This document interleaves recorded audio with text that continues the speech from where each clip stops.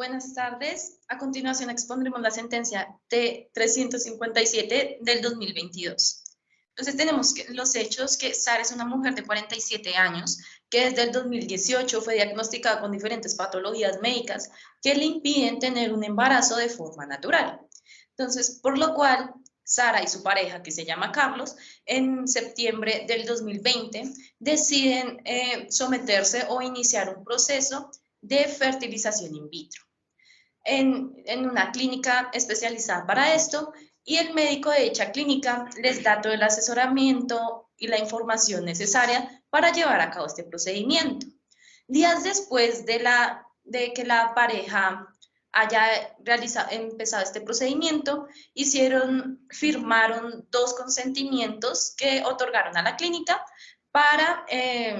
continuar todo el proceso de la fertilización in vitro. En el mes de octubre se llevaron a cabo los exámenes necesarios y los procedimientos correspondientes para verificar la viabilidad de los embriones, de los cuales de 6 embriones solamente 1 es viable para ser transferido a la mujer. En ese mismo mes, Sara y Carlos deciden darle fin a su relación, pero Sara decide que quiere seguir con el procedimiento, a lo cual tanto la clínica como el médico se niegan a llevar a cabo este procedimiento debido a que Carlos retiró su consentimiento para la realización de la transferencia. Pero entonces Sara pide que se le realice de acuerdo a una cláusula del consentimiento que Sara y Carlos firmaron, en donde en algún caso, si se llegara a divorciar la pareja o separarse, la decisión del futuro del embrión le correspondía a la señora Sara, que en este caso sería la madre. Después de este momento, el médico lo que hace es proponerle a la señora Sara que llegue a un acuerdo con Carlos para que decidan el futuro de dicho embrión. Pero esto no es posible debido a que pues, Carlos ya está formalizando otra familia y tiene miedo que se pueda crear una relación filial en un futuro con dicho embrión y pues con el futuro que van a hacer y así evitar cualquier obligación o consecuencia que vaya a surgir en un futuro. Esto, entonces, la señora Sara procede a hacer una acción de tutela, la cual la hace con el fin de que no se le vulneren sus derechos a la salud sexual y reproductiva, la autodeterminación, dignidad, libertad, entre otros derechos. Esto llega a 2 instancias, las cuales ambas niegan el amparo a los intereses de la señora Sara, debido a que pues, se tiene prevalencia o se respeta más el derecho a Carlos de poder revocar ese consentimiento por parte, pues, para todos estos procesos.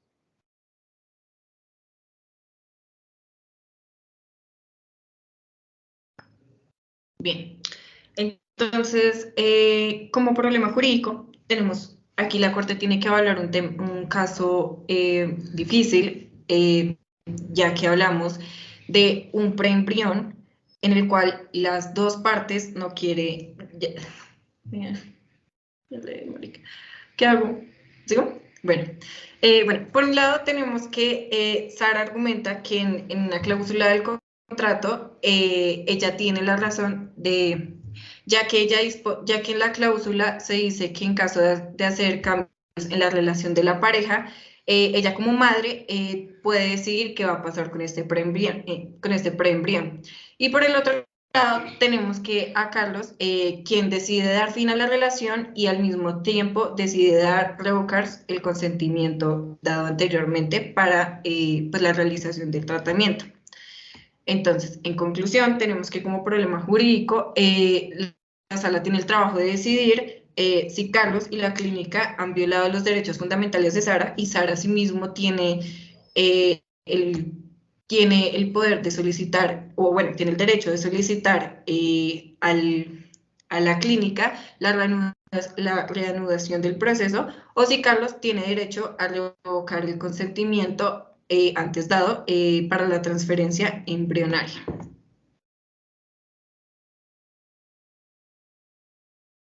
Consideraciones, haciendo el planteamiento de si es procedente o no la tutela, y llega a la conclusión de que sí lo es, en el entendido de que podemos estar frente a una eventual vulneración a los derechos a la autonomía sexual y reproductiva de Sara. Tras afirmar la procedencia de esta tutela, comienza a analizar cuáles son las partes importantes que debe tener en cuenta al momento de llegar a tomar la decisión. Y en primer lugar, es analizar cuáles son los artículos o derechos constitucionales que se verían como afectados o confrontados con respecto a esta situación, y planteando que que los derechos de los recurrentes son, además del derecho a conformar una familia de Sara, es el derecho a la autonomía sexual y reproductiva de Sara. En este sentido, empieza a analizar cuáles son los artículos que convienen o que se verían comprometidos o en algún momento,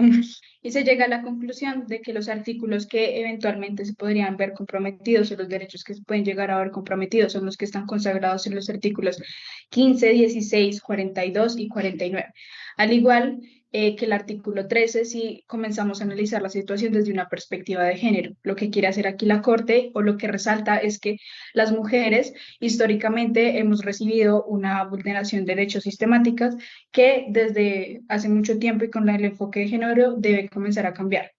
En ese sentido, también se tiene en cuenta el artículo 13, del cual, como ya lo mencioné, también se vería comprometido. Y ya. Bueno, la Corte también aclara que el contrato tiene una doble dimensión, en el sentido de una dimensión frente a las obligaciones contractuales del procedimiento, sus riesgos y demás, y adicionalmente una dimensión frente a la relación de la pareja, teniendo en cuenta las cláusulas que se establecieron en el contrato en caso de separación, muerte de alguno o muerte de los dos. También establece la relevancia del consentimiento, teniendo en cuenta que se debe respetar la autonomía, que el rol de la mujer debe ir primero y debe haber un equilibrio entre libertad de los padres, de los futuros padres, y responsabilidad. También aduce que el contrato cuenta con plena validez, no hay vicios, entonces pues se debe seguir con lo establecido en la cláusula. Posteriormente, la Corte lo que hace es realizar una ponderación entre los intereses de Carlos y los derechos de Sara. Frente a los de Carlos, dice que realmente Carlos lo que objeta es que no se le está dando la posibilidad de revocar el consentimiento, no se le está dando la potestad de decidir sobre el uso de su material genético y pues respecto a las consecuencias jurídicas, especialmente de filiación. Entonces, la Corte realmente lo que dice aquí es que primero, Carlos, independientemente de la decisión que se tome, no debe someterse a ningún tratamiento, a ningún procedimiento invasivo en su cuerpo, como si lo haría Sara. También, obviamente, se respeta la autonomía, teniendo en cuenta que el contrato sí persigue fines constitucionales. Y adicionalmente, pues él todo lo hizo refiriéndose a su ejercicio de autonomía. Y respecto a los intereses de Sara, se dice que ella tiene enfermedades y tiene dificultades etarias que le impiden realizar otro procedimiento nuevo, porque implicaría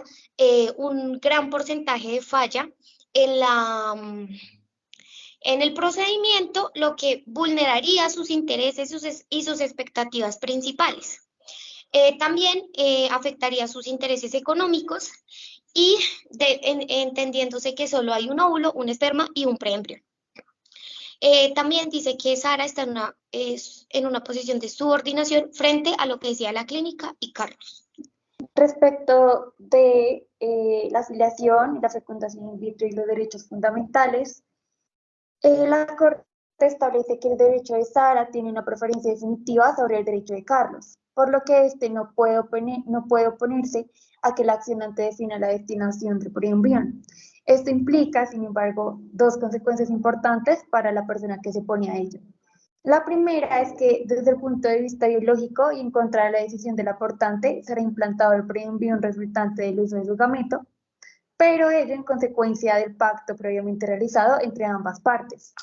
La segunda implica que la implantación en el útero y con ello la concepción y virtual nacimiento de una persona activará los efectos derivados del régimen de filiación, lo cual implica además el régimen de derechos y deberes.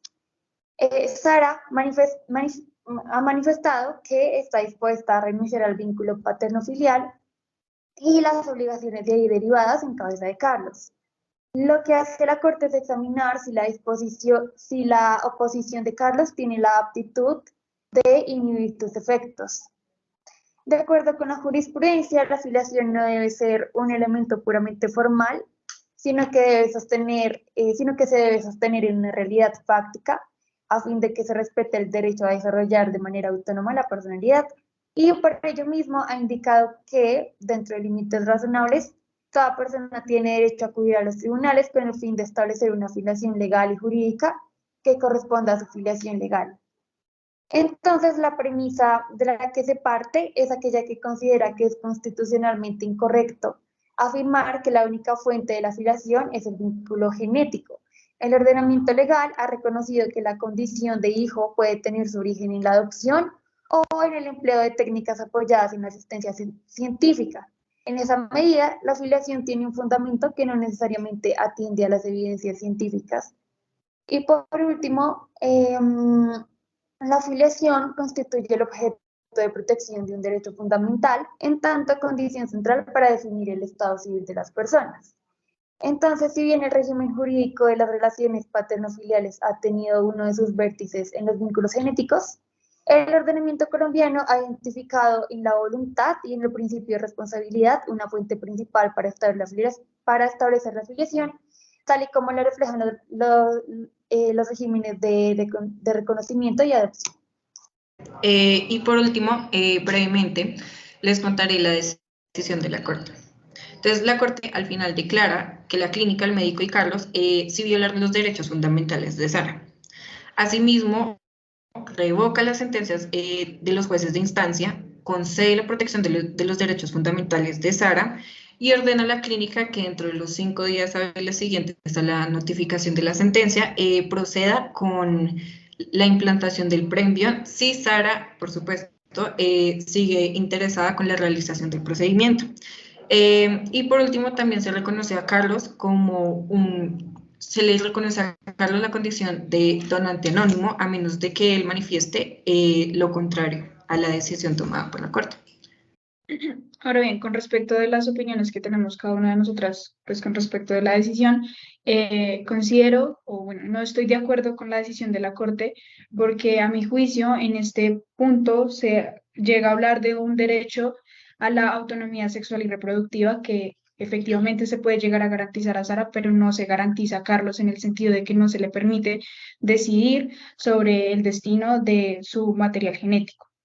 Considero que sí. Bien, es importante hablar de un enfoque de género. Este enfoque de género lo que nos permite es garantizar los derechos de las mujeres y en ningún momento vulnerar los derechos de los hombres, que es, a mi juicio, es lo que está sucediendo en este momento. Porque cuando Carlos dona su material genético, lo hace con el fin de reproducirse con la que en ese momento era su pareja, no a título de donación. Eventualmente, pues él va a renunciar a todos los derechos y obligaciones que conlleve, pero lo que él hizo al inicio, que fue disponer de su material genético, lo hizo con el fin de reproducirse porque tenía una relación con ella, más no por donar o por tener un acto altruista con ella. Por otro lado, yo estoy de acuerdo con la Corte, debido a que considero que se tomaron en cuenta tanto los intereses como de Sara como de Carlos, debido a que se protege los derechos de Sara, los derechos sexuales y reproductivos, tanto de ella como del que está por nacer, aunque sea así, del embrión, debido a que ella podrá ser mamá de acuerdo a que esta es como la última opción que ella tiene para ser una madre biológica. En cambio, pues con respecto a los intereses de Carlos, también considero que se le da la oportunidad a él de decidir acerca si ser responsable de dichas obligaciones filiales por decirlo así, con el que está por nacer, o si desea ser aportante, debido a que pues si es un donante anónimo, se le desvincularía de estas obligaciones, por lo tanto, su familia o su nueva familia, lo que él está buscando proteger, se haría tal cual como él lo está pidiendo, y también lo mismo que Sara. Bueno, en este punto también estoy de acuerdo con mi compañera. Siento que la Corte protegió de la mejor manera los derechos fundamentales de Sara. Siento que también le dio la posibilidad de ser madre. También siento que ella pudo, bueno, va a tener la posibilidad de ser madre, y también siento que la sentencia lo miraron desde una perspectiva un poco moral, ya que pues tomaron en cuenta la opinión de Sara y pues la condición en la que ella se encontraba, ya que pues ella no podía conceder hijos de la manera pues natural. También siento que ya que Carlos al final pues él quitó el consentimiento, pues a pesar de que lo haya quitado antes de que se haya hecho el trasplante del preembrión, igual la Corte tomó en cuenta la opinión de Sara y lo que quería Sara, y asimismo la opinión de Carlos, ya que pues lo separó de las responsabilidades parentales o filiales que bueno, nacen de tener un hijo. Bueno, yo estoy de acuerdo con la Corte, teniendo en cuenta todas las consideraciones y que tomó.